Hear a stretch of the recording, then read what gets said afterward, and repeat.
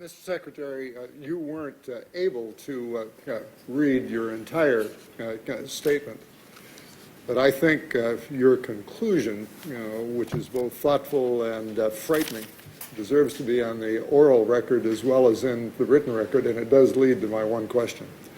You say, that fundamental is this: sometimes you can do almost everything right and still suffer grievous losses from terrorist attacks. The recent train bombings in Spain demonstrate this tragic but inescapable fact. Spanish authorities were well prepared. Spain's highly capable security forces were on high alert, and security had been increased across the country. In fact, several weeks earlier, they had apprehended terrorists with a truckload of explosives. Nonetheless, and despite all their best efforts and all their precautions, Spain still suffered these horrific attacks that produced such terrible casualties. Before this war is won, there will be more such attacks. Now, the fact that we don't like to talk about in public, for fear of what consequences it might have, is the fact that we have now gone 2.5 years in the United States without an Islamic extremist successful terrorist attack here. We may have prevented some, but in a sense, nothing has happened. I'd like you to give me your opinion, to the extent that you feel able to do so, of the reasons for that. How much of it is blind luck? How much of it is the fact that we've hardened targets? How much of it is the fact or the proposition that we have more effective intelligence and prevention than we did before 9/11? How much of it is due to the fact that we have attacked the sources, the physical sources of it? And how much of it is due to the fact that all of these things together may simply not have ended terrorism? Obviously it did not, but simply displaced it to Indonesia, to Morocco, to Turkey, to Saudi Arabia, to Spain, to places in which the targets are easier and softer.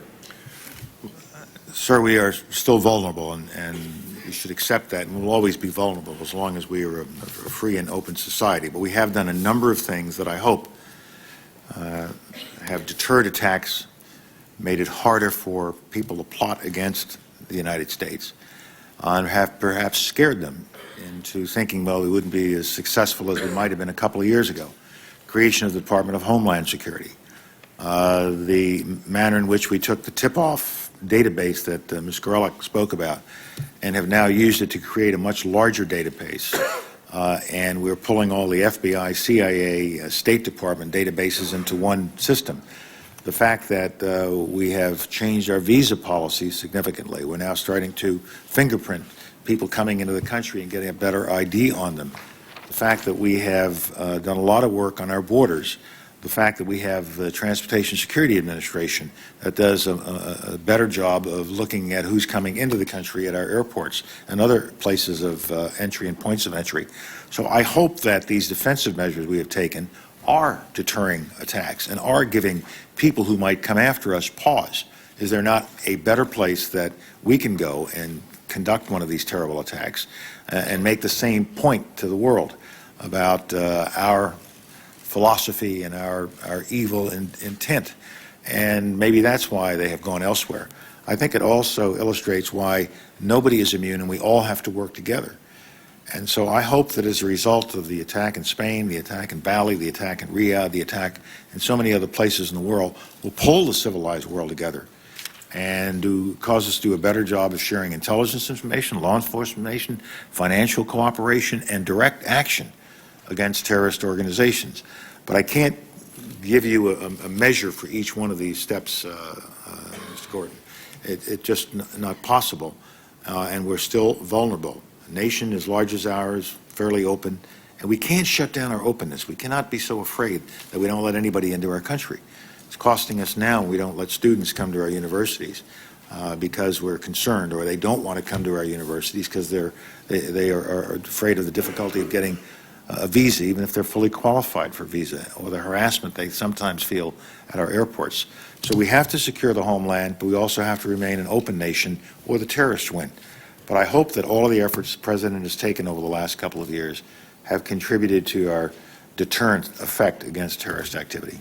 So you feel that to a certain extent there has been genuine deterrence, a We have- reduction in it, but also a significant degree of displacement? Yeah, well, deterrence for sure. We have made it a lot harder for people to come and move freely about our country, and they know we're looking for them. And we know that the policies the president has put in place for the purpose of finding these folks before they get us. With respect to displacement, we know we have pretty much crippled their ability to work in Afghanistan. I can't say that we've gotten them all. There may be some remnants left. But we also know they're trying to recreate themselves elsewhere. That's why what Secretary Rumsfeld's doing with his footprint of our military forces and what Director Tenet is doing, and we'll speak to you about, are so important. We got to chase them and find them wherever they surface in these other places in the world. Rich? Probably the best deterrent, Senator, in addition to those the Secretary has mentioned, is about the 500 al-Qaeda that have been wrapped up by Pakistan and the dozens who have been killed and arrested by the Saudis, particularly after their May 12th bombings. That's part of deterrence, too. You've got to have the sharp edge of the pointy edge of the spear.